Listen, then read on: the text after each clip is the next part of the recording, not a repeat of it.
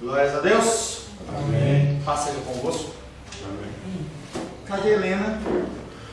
Não veio hoje. Eu sei que não veio. Cadê a Helena? Glória a Deus.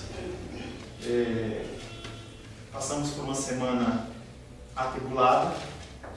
Mais uma, né? Provavelmente por falta de combustível e tudo mais. O Brasil com uma série de dificuldades. Mas aparentemente as coisas elas estão se consertando, pelo menos voltando ao que era, não que seja uma condição ideal, mas voltando ao que era.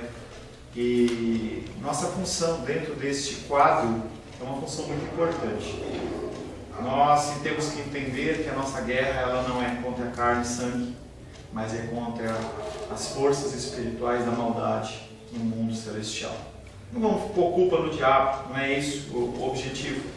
Mas nós temos que entender que todo este mundo pecaminoso, ele culmina para situações como essa, de queda e de problemáticas. Essas problemáticas, elas são resolvidas, na sua grande maioria, não com armas, não com caminhões parados, eu respeito o movimento dos caminhoneiros, não com faixas, mas com oração. Tá? Esses assuntos, eles têm que ser resolvidos no quarto de oração. Tá?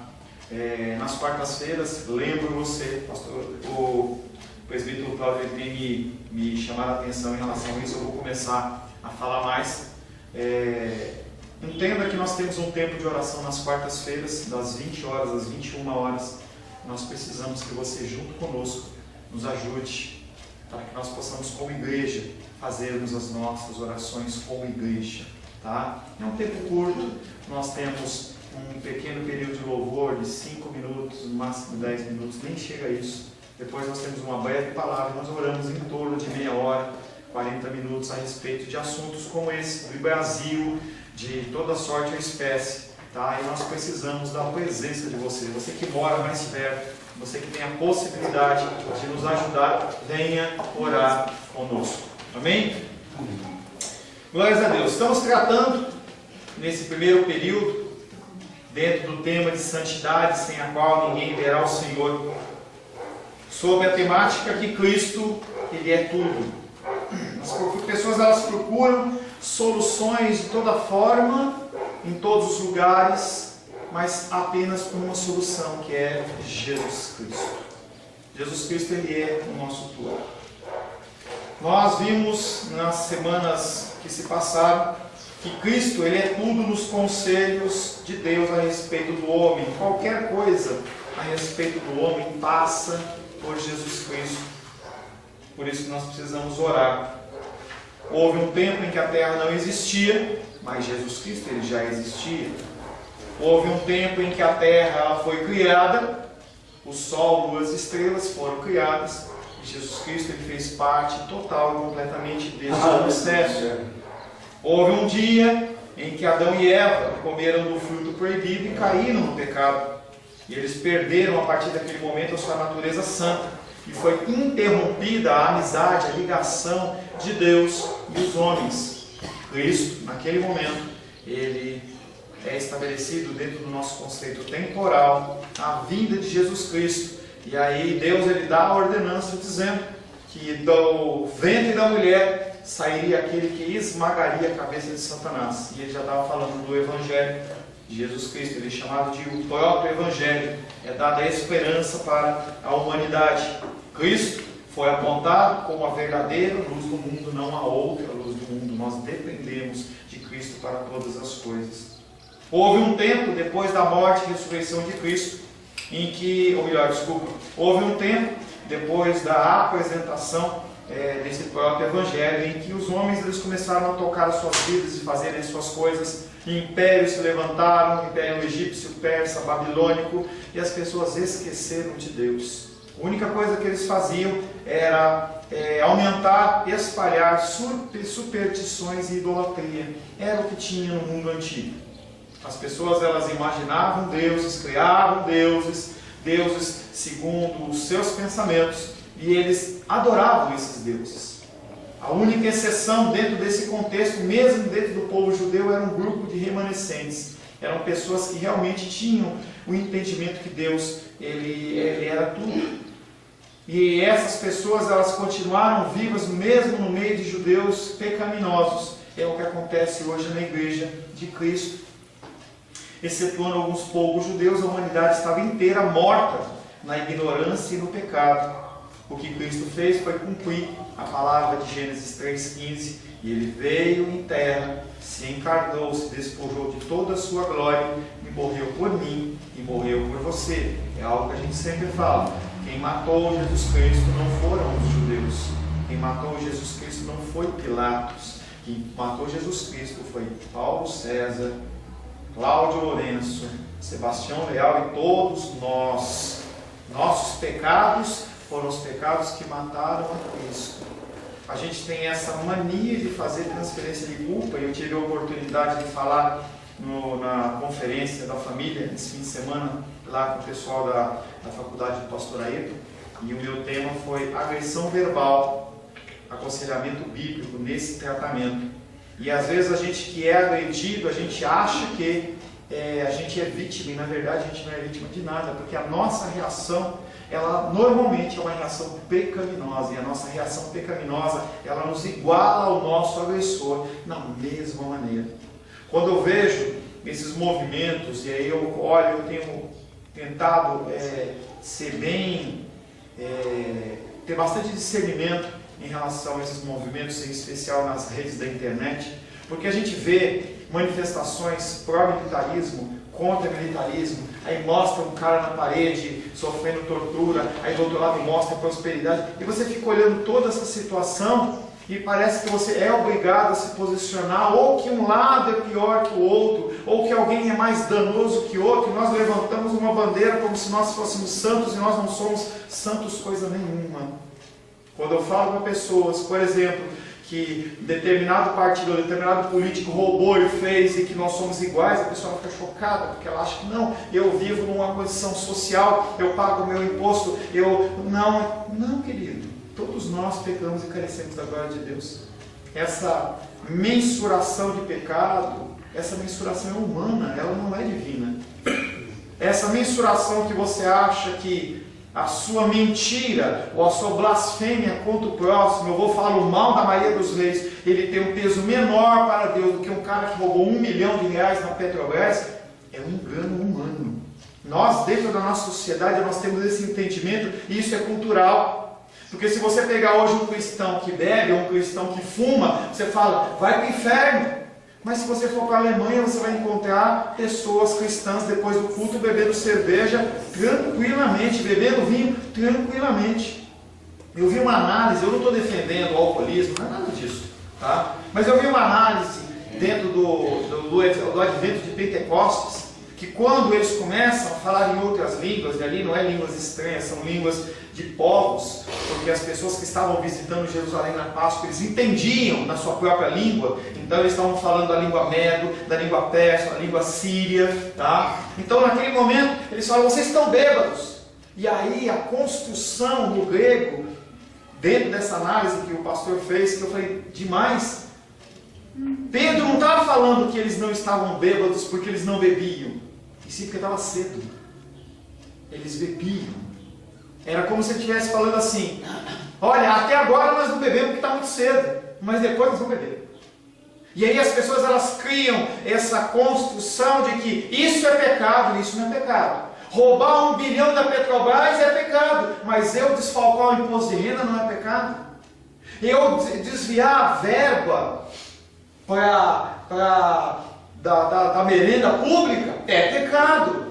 Mas eu tenho a oportunidade de trazer um saquinho de alimento, como a Menízia trouxe, e depositar para a gente alimentar o pessoal da favela, e eu não trazer, não é pecado. E a gente começa a colocar pesos e medidas que não estão na palavra. O mesmo peso, e aí tem graduações, e aí é com o Senhor, nós não temos condição nenhuma de medir isso. Nós temos que entender que o pecado da nação brasileira é o meu pecado. Se alguém tiver que morrer fuzilado, o primeiro que tem que ser sou eu. Amém. Porque eu conheço a verdade. E eu não faço nada. Falava com o povo em Planaltina ontem, o Paulo está meio minguando, quase acabando. Eu falei, quantas vezes vocês se reuniram como grupo para orar para que Deus mande? As pessoas foram abaixando as cabeças, porque eles sabem que a culpa é deles. Nós temos que entender esse contexto. E nós temos que nos posicionar perante essa bagunça que está no nosso Brasil de uma forma que gere diferença. E não simplesmente bate lata e fazer barulho. Não adianta isso, não adianta isso. Dentro de toda essa bagunça, Cristo ele veio, morreu na cruz para levar o meu pecado, o seu pecado, talvez, não sei, pecado de Lula, pecado de Hitler, pecado de quem quer que seja, porque nós não temos conhecimento dos desígnios de Deus e nós vamos nos espantar na eternidade com as pessoas que nós vamos encontrar. E pessoas que nós vamos achar que estão lá, elas não vão estar, e talvez nem eu nem você. Ali encontra-se hoje, Cristo está sentado oferecendo a salvação a todos que queiram vir a Ele, intercedendo por todos que nele confiam e gerenciando por determinação de Deus, Pai, tudo que diz respeito à minha alma e à sua alma, e o Senhor ele controla e rege as nossas vidas. Tudo que acontece na minha vida, tudo que acontece na sua vida, está debaixo das mãos do nosso Senhor. Amém. O que acontece no nosso Brasil está debaixo das mãos do nosso Senhor. Amém. E nós temos que entender que nós não temos que lutar contra, como se quem estivesse controlando era o diabo. Não é o diabo, quem controla é Deus. Agora, qual o nosso papel em meio a isso? Qual é a nossa ação em meio a isso? Vou ficar choramingando? Será que resolve? Entendo movimentos sociais, entendo as pessoas fazerem greve, entendo, vi lá no carro da Edilene Bonito, já está para a Copa, né? Não, eu sei. Eu não vou nem assistir nenhum jogo da Copa. As pessoas colocam lá a bandeira, bonito, tudo isso legal, eu respeito, tem a sua participação, entendeu? Nós não somos seres alienados, nós temos que nos manifestar, mas mais importante que isso é nós orarmos. Mais importante que isso é nós nos reunirmos e orarmos na igreja e no povo. Aproxima-se agora o tempo em que o pecado será expelido do mundo. Não ache que isso vai continuar para sempre. Não ache que essa indisposição do homem, ou essa disposição do homem ao pecado e indisposição para não fazer nada, vai continuar ad eterno. Não vai. Aproxima-se agora o tempo e a nova fase. Nós tivemos uma fase em que não havia nada, nós tivemos uma fase em que as coisas foram criadas, houve uma fase da queda de Adão, houve uma fase em que as pessoas não tiveram a oportunidade de ver nos caminhos do Senhor e não quiseram. Jesus Cristo veio, morreu e ressuscitou e Ele voltará. Aproxima-se agora o tempo em que o pecado será expelido desse mundo. A iniquidade não ficará florescendo impune para sempre. Satanás não continuará reinando indefinidamente, nem a criação ficará gemendo, sobrecarregada e aflita, porque a natureza, a criação, ela geme, porque esperando a manifestação de quem? Dos filhos de Deus. Eu e você. É isso que a natureza está esperando, que nós nos posicionemos. Nós paremos com essa dorzinha, com esse dodóizinho, com esse mimimi que a gente tem. A gente começa a colocar em campo. Quando a gente lê os evangelhos, quando a gente lê Atos dos Apóstolos, a gente lê as cartas paulinas, a gente vê que aqueles homens, eles se desgastavam. Não importa. É muito bonito a gente ouvir um hino, por exemplo, como aquele mais perto quero estar. É muito bonito. Mas o que uma pessoa como essa sofreu? Tem um hino, que eu não sei se é esse ou um outro, em que um missionário ele atravessou o oceano para pregar a palavra. E aí ele pegou, depois que estava tudo organizado, ele mandou uma carta, telex, sei lá, para a esposa, e a esposa veio com as suas 3 filhas ou 4 filhas. Houve um problema no navio, o navio afundou no lugar mais profundo do oceano e ele perdeu de cara 4 filhas. Pá! E aí ele fez a volta do navio e ele pediu para o capitão: capitão, quando nós passamos exatamente no lugar, eu quero pedir para o Senhor que o Senhor dê uma parada, porque eu tenho que orar. E ali ele levou um hino de gratidão ao Senhor. Ele entendeu que Jesus Cristo, que Deus controla todas as coisas. Aleluia. Complicado isso. Porque nós ficamos nesse ui, ai das nossas vidas e nós nos colocamos a campo. Quando nós vimos a história do apóstolo Paulo, a gente vê como aquele homem se dedicava para que hoje nós pudéssemos ter uma escritura nas nossas mãos. Nós temos a nossa participação e nós temos que fazer. Mas aproxima-se o tempo em que o pecado será expelido. Nem a criação ficará gemendo, sobrecarregada e aflita para sempre. Romanos 8, 22.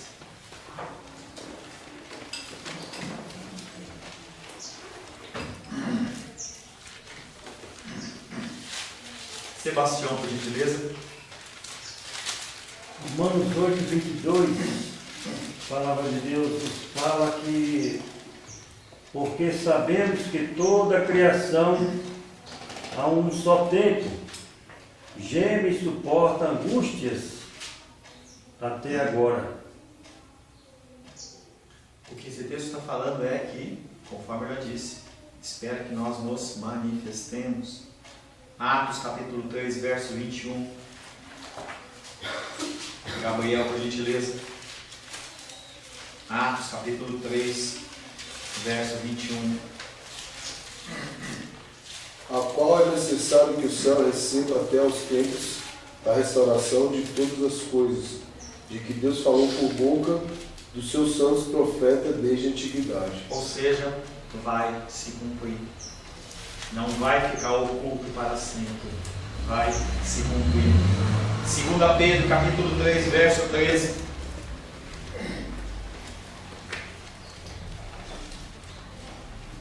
Tendo em conta, antes de tudo, que nos últimos dias virão escarnecedores com seus escárnios, andando segundo as próprias paixões. O que nós vemos hoje não é ação de Satanás, mas é desígnio do cumprimento da palavra de Deus. De Deus. Chegará o tempo da restauração de tudo. Restauração da natureza, restauração do nosso ser, restauração da criação como um todo. Haverá um novo céu, haverá uma nova terra, onde a retidão fixará a residência. E este mundo ficará repleto do conhecimento do Senhor, assim como as águas cobrem o mar. Isaías capítulo 11, verso 9. Isaías 11, 9. Esther, por gentileza.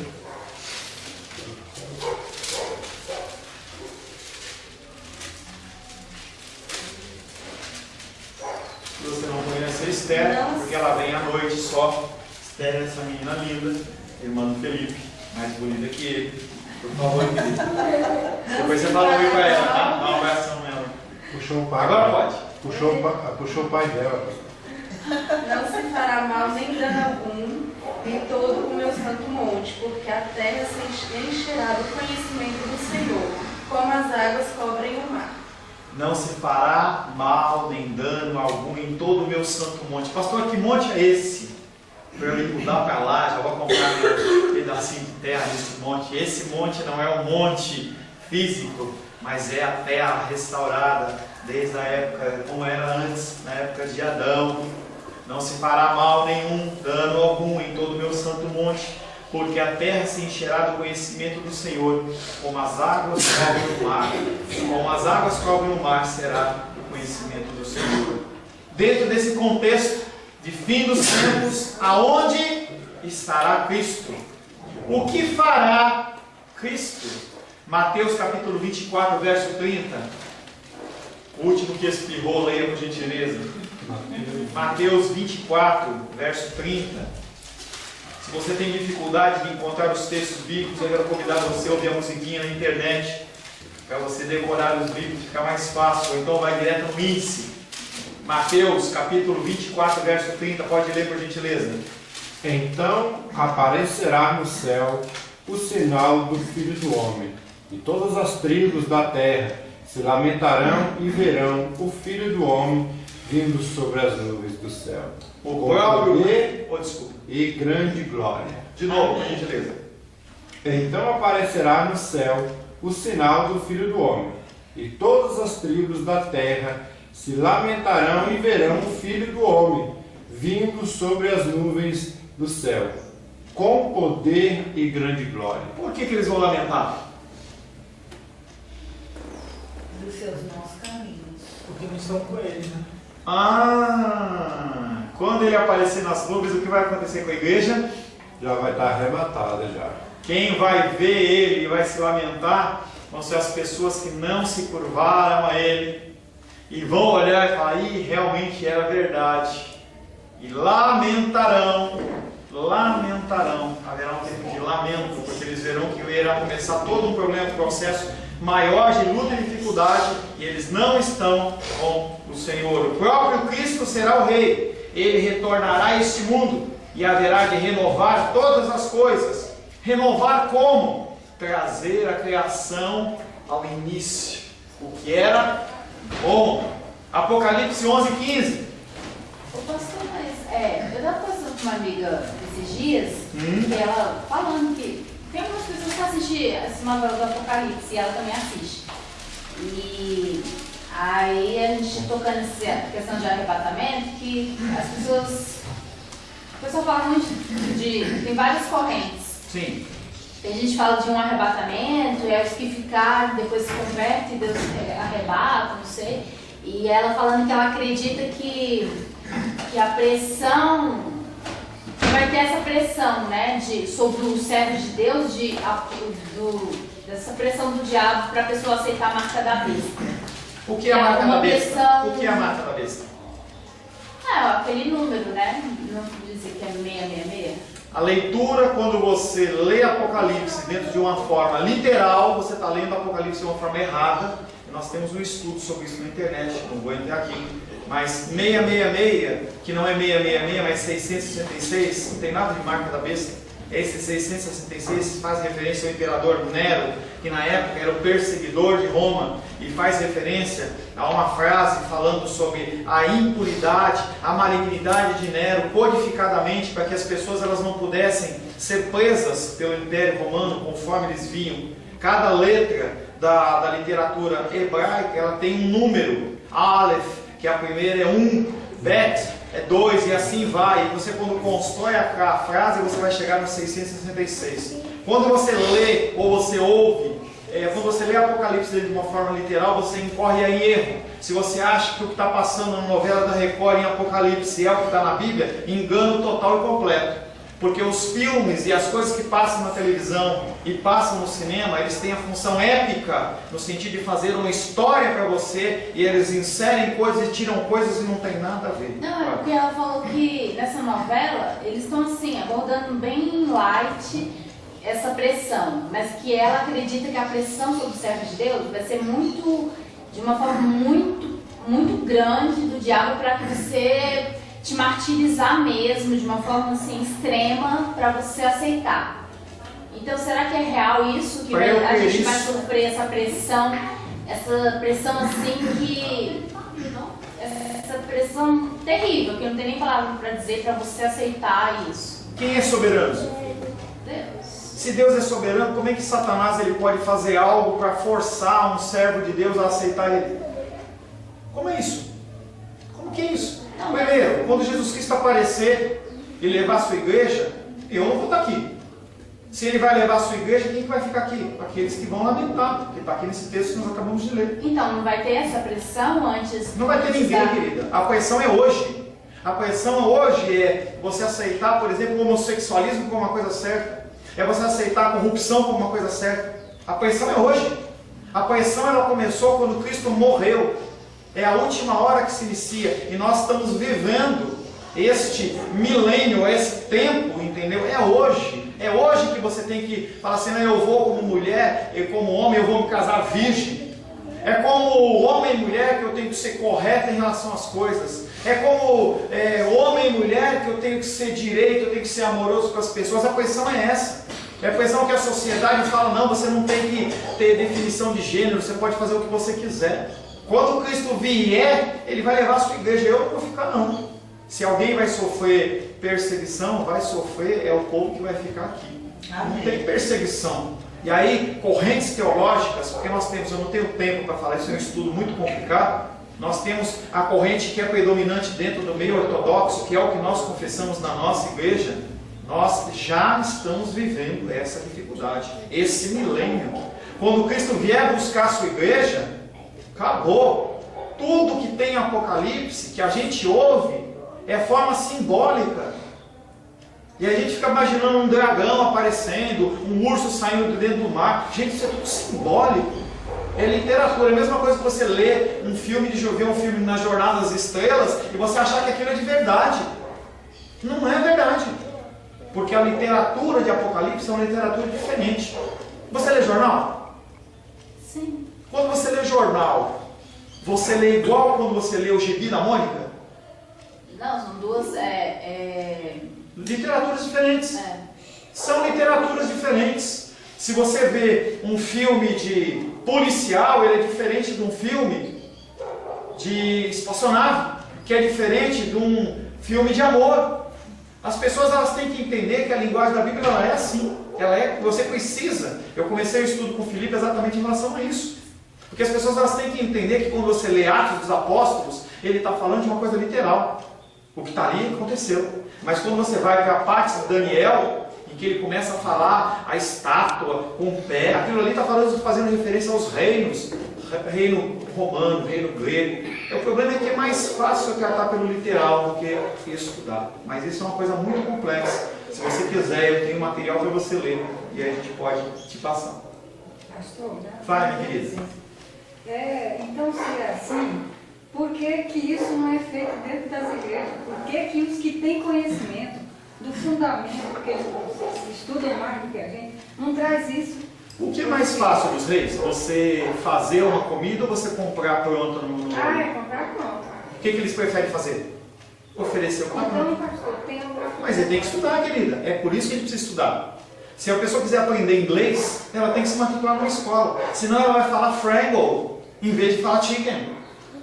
Não tem saída. Ou você estuda, ou você continua na média. Pois é, se minha cultura é pouca, não dá para alcançar isso aí, então eu vou ficar desse jeito também. Mas, querido, o que acontece é a porção que você recebe de Deus, você lida com ela. O problema é que você recebe uma porção maior, você tem que crescer. Eu não estou dizendo que a pessoa que entende errado vai para o inferno, não tem nada a ver. Tem pessoas que não têm nem a Bíblia na mão.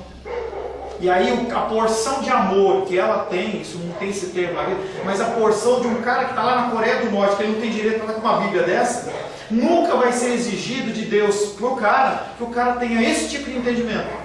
Mas nós vivemos numa cultura em que nós temos 5, 6 versões de Bíblia, nós podemos ir no culto e na igreja 10 vezes, 20 vezes na semana. A obrigação minha é o quê? Estudar e especializar. Enquanto você não sabe, a palavra de Deus diz, ele não leva em conta os tempos de ignorância. E quando você tem acesso, você tem que se especializar. Há 15 dias atrás, a Edilene me deu um livro sobre depressão. E eu comecei a ler, interessantíssimo. E eu comecei a perguntar para as pessoas, os conselheiros bíblicos, que material que tem sobre depressão. Tá? E tem pouco material, então a gente tem que partir para inglês. E isso tem me incomodado. E aí eu conversando com o pastor, ele falou para mim assim, olha, o que você tem que fazer agora é começar a ler os estudos de psicologia, desloca o eixo que eles têm de não tem pecado, aproveita o material e insere na Bíblia, que você vai criar material para que as pessoas elas possam alcançar. E para textos em inglês. Então o Senhor colocou no meu coração fazer isso e eu vou começar a buscar isso, para ajudar as pessoas. Amém. Agora, o que acontece? Eu posso simplesmente olhar e falar, é demônio. Eu posso fazer. É frescura. Eu posso fazer. Mas eu tenho responsabilidade. A pessoa que não tem acesso, foi esse exemplo que você deu, ela não vai ser cobrada em relação a isso. E quem tem acesso, vai ser cobrado. A quem é muito dado, muito é requerido. Deixa eu voltar para cá, esse assunto vai longe. Apocalipse 11:15. O sétimo anjo tocou a trombeta, e houve no céu grandes vozes dizendo: o reino do mundo se tornou de nosso Senhor e do seu Cristo, e ele reinará pelos séculos dos séculos. Séculos dos séculos, eu já falei para você que está falando de eternidade. Não está falando do conceito temporal, mas está falando do conceito de eternidade. Os gentios haverão de ser lhes dados como sua herança, e as extremidades da terra serão a sua possessão. Diante dele vai se dobrar todo o joelho, e toda língua haverá de confessar que ele é o Senhor. Quem vai fazer isso? Quem vai ser obrigado a fazer isso? Eu acredito que os rebeldes. É lógico que são rebeldes, porque os de Deus não estão onde, vocês? Com Ele! Com Ele! Vão estar com o Senhor. Eles vão estar com o Senhor. Quando o Senhor Espírito vier, quando esse anjo tocar a trombeta, some e vai ficar apenas aqueles que não são dele. Eles que estão aqui, que não são dele, não vão querer dobrar o seu joelho. Na marra, vão dobrar, porque Deus, Ele é o Senhor. Jesus Cristo, Ele é o Senhor. Amém. Esse texto se refere não a mim e a você. Se refere àqueles que o sangue do Cordeiro não está sobre a vida dele. Sobre aqueles que falam assim, eu não quero. Quantas pessoas nos nossos ciclos falam, eu não quero isso. Eu não quero. Eu não quero Deus. Uma pessoa uma vez compartilhou comigo e falou assim, eu morro e eu não quero Cristo. O que você vai fazer? Essas pessoas que dizem isso, no dia do Senhor, eles vão dobrar os seus joelhos. Rapidinho, pastor Paulo. Uma vez eu estava evangelizando lá na Asa Sul, e com panfletos e tudo. Rapidinho, hein? Acelera aí. Não, aí eu cheguei num camarada, um rapaz de jaquetona, todo. Aí eu fui falar do amor de Cristo para ele e entregar um panfletinho.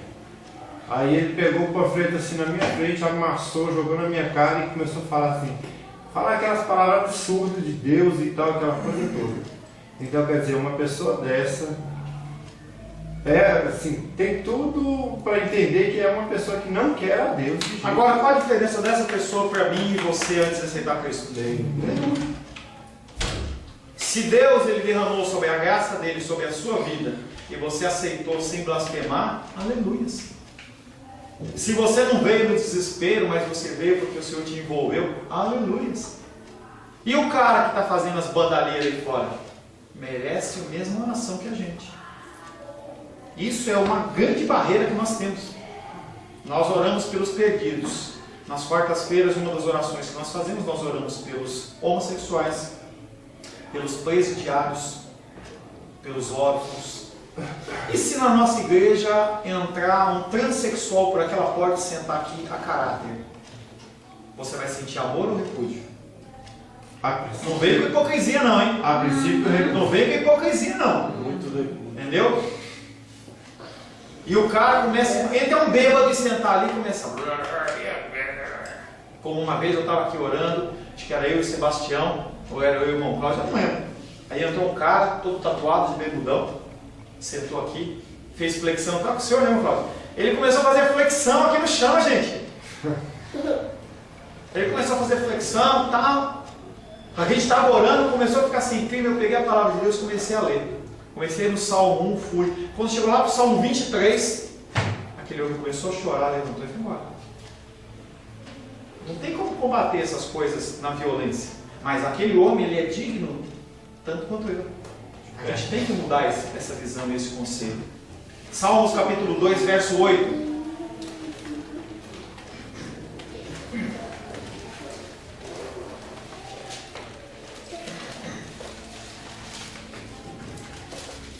Salmos 2:8. Irmão Cláudio, por gentileza. Salmos 2, verso 8.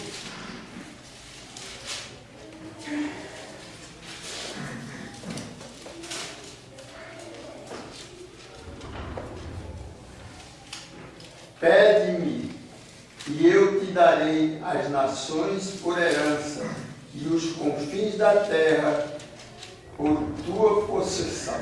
O que é pede-me? Orar. Ele está falando, ora. Está vendo a situação séria? Ora. Ora. Ora. Filipenses 2:10. Rosângela, por gentileza.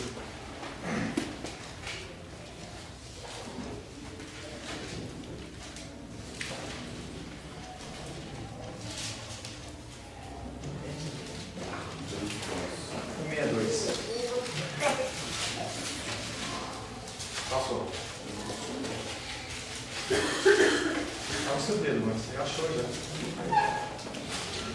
Filipenses 2:10. Para que o nome de Jesus se dobre todo o joelho, nos céus, na terra e debaixo da terra. Para que tudo tem que acontecer?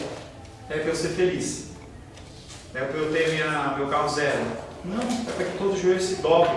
Para que as pessoas elas sejam alcançadas pelo Evangelho. Para que a verdade do Evangelho chegue à vida das pessoas. Daniel 7,14.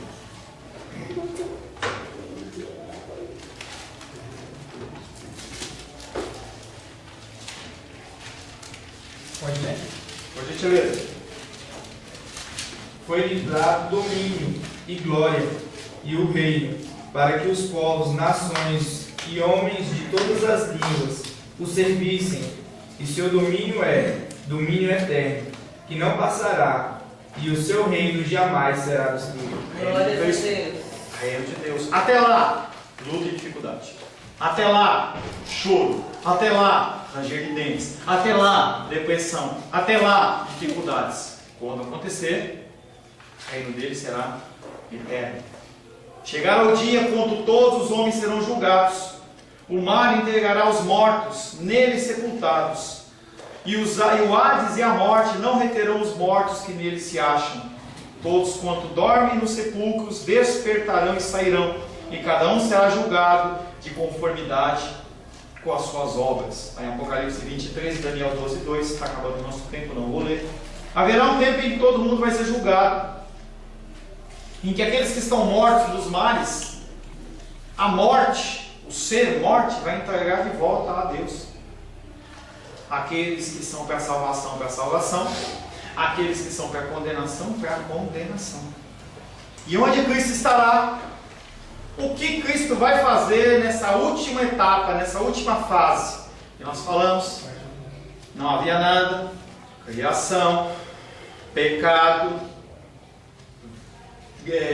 mundo antigo, nascimento de Cristo, morte e ressurreição, vinda de Cristo, última fase, último quadro, vinda de Cristo. Aonde ele vai estar? O que ele vai fazer? Juiz. Ele vai se levantar da cadeira dele, de meu advogado e seu advogado, para ser juiz. Ser juiz. O próprio Cristo será o juiz. O Pai a ninguém julga, mas ao Filho confiou todo o julgamento. Quando vier o Filho do Homem na sua majestade, então se assentará no trono da sua glória, e todas as nações serão reunidas em sua presença. Eu não consigo imaginar todos os seres humanos na presença de Deus. Para mim é muita gente. Porque importa que todos nós compareçamos perante o tribunal, e todas as nações serão reunidas em sua presença, e ele separará os bodes das ovelhas. Isso vai ser um ato único. Um texto como esse, que a gente não vai ter tempo de ler, mas eu dou as referências para você. Quando for o julgamento de Deus, o julgamento vai ser assim, ó. As pessoas que estão mortas, elas vão ressuscitar para a salvação ou para a condenação. Ressurreição para condenação ou salvação. Todo mundo, todos os seres humanos na frente do Senhor. Ele vai bater a mão aqui e vai falar assim: daqui para cá, perdido. Daqui para cá, salvo. E vai começar o julgamento de cada um. Os da salvação nas obras, os da perdição para a condenação eterna. É o que a palavra de Deus diz. Porque importa que todos nós compareçamos perante o tribunal de Cristo, para que cada um receba segundo o bem e o mal que tiver feito por meio do corpo. Vamos ler rapidamente. João 5:22, Mateus 25:31, alguém acha? 2 Coríntios 5:10. Menízia, 2 Coríntios 5:10. João 5, quanto? 5:22. Mateus 25:31. Pode Primeiro ler. João 5:22. Pode ler. E também o Pai a ninguém julga, mas deu ao Filho todo o juízo. Por que deu a ele? Porque ele padeceu por mim e por você, e ele comprou o preço do meu pecado e do seu pecado. O escrito de vida está na mão de quem? Jesus Cristo. É ele que julga. Mateus 25:31. Quando vier o Filho do Homem na sua majestade e todos os anjos com ele, então se assentará no trono da sua glória. Ele vai assentar no trono agora para fazer o quê? Julgar. Julgar. Ele vem, o advento dessas situações não são temporais de 1 ano, 5 anos, 10 anos, 20 anos, não. Ele veio, a coisa acontece. E o último texto, 2 Coríntios 5:10, Denise. Porque importa que todos nós compareçamos perante o tribunal de Cristo, para que cada um receba segundo o bem ou o mal que tiver feito por meio do corpo. Para todos que desprezam a Cristo, ou que pode pensar que basta prestar a Cristo um pouco de atenção e honra, e aí a gente entra no meio da igreja cristã evangélica, porque uma coisa é você falar como o André falou, eu não quero, amasso, jogo, falo blasfêmias, mas aqueles que estão no seio da igreja e não fazem nada, são reputados como iguais. Iguais. De novo, Denise, por gentileza. O quê? De novo, 2 Coríntios 5:10. Porque importa que todos nós compareçamos perante o tribunal de Cristo, para que cada um receba segundo o bem ou mal que tiver feito por meio do corpo.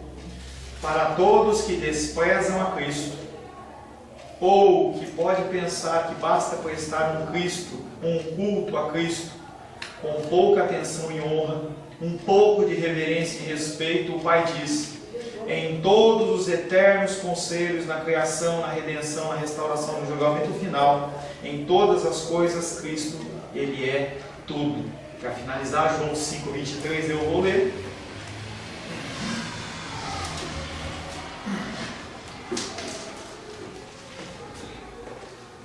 O Evangelho de João, capítulo 5, verso 23, diz: a fim de que todos honrem o Filho do modo porque honra o Pai. Quem não honra o Filho, não honra o Pai que o enviou. Se o nosso culto, ele é um culto ordinário, mediano, você vai desprezando o Pai e o Filho. Se você tem acesso ao conhecimento e você não faz nada com ele, você está desprezando o Pai. Vi uma cena que nós paramos na padaria do dia para comprar pão e estava um homem embriagado, sentado na calçada. Haviam 2 moças, dava para ver pelo vidro. Uma se levantou e saiu com uma sacolinha de lanches, pãezinhos, pão de queijo e tal. Chegou para ele e falou para ele assim, eu estava bem perto, eu consegui ouvir. Tô aqui um negócio para você comer. Ele falou assim, eu quero uma moedinha. E ela falou, moedinha, eu tenho alimento para você. Então eu não quero jogar isso fora. Aquela moça ficou naquela conversa com aquele homem, até que ela se levantou e foi embora. E ele comeu um pão de queijo, não sei se ele jogou o resto fora, mas na verdade o que ele queria era se embriagar nos seus próprios delitos. Quando você não faz nada, é a mesma coisa que esse bêbado. O que você tem tido de conhecimento e possibilidade de estudo, de dedicação à palavra, seja porque você trabalha num tempo mais leve, se você está aposentado e qualquer coisa, vai ser cobrado de você, da mesma maneira que o tempo que eu desperdiço dentro do ministério, o tempo integral, vai ser cobrado de mim. Naquele dia, nós vamos estar desnudos na presença do Rei e o Senhor ele vai falar, o que você fez com todo o conhecimento que eu te dei? O que você fez? Mas eu tenho que ver as minhas coisas. O que você fez? Vai ser muito doído e amargo. Hoje ainda nós temos esperança. Até que Cristo venha, há esperança. Amém. Depois que Cristo voltar, não há mais esperança. Não há mais palavra de conforto. Não há mais consolação. Não há nada mais que você possa fazer. Se o ente querido teu morrer hoje e ele não conhecer a Cristo, ele vai para o inferno. Não adianta você acender vela, não adianta você chorar, não adianta você usar preto, não vai resolver absolutamente nada. Você está vendo o Brasil do jeito que está, sua função correta. Coloca o nome lá, não precisa ir para a televisão, porque a gente está atacando pedra. Coloca o nome do Temer, ora pelo Temer, ora pelo presidente da Câmara, ora pela bancada evangélica, entra na internet, entra e vê o nome da bancada evangélica, começa a orar para esses homens se converterem de verdadeiramente. Nossos generais também precisam generais, de oração. Exércitos, Detran. Gaste seu tempo em coisas. Quando você faz isso, você não vai nem precisar pedir, porque Deus ele vai manter você. Porque, lógico, Deus está vendo que você é uma pessoa que é um guerreiro de oração, que está lutando em prol das coisas que Ele proclama. Por que Ele vai deixar você se preocupar porque não tem dinheiro para pagar a conta da CAESP? Porque Ele vai utilizar você como instrumento. Pode ser que você veja a diferença, pode ser que você não veja. Pode ser que você seja perseguido, pode ser que você não seja perseguido. Pode ser que seu pai e sua mãe te rejeitem.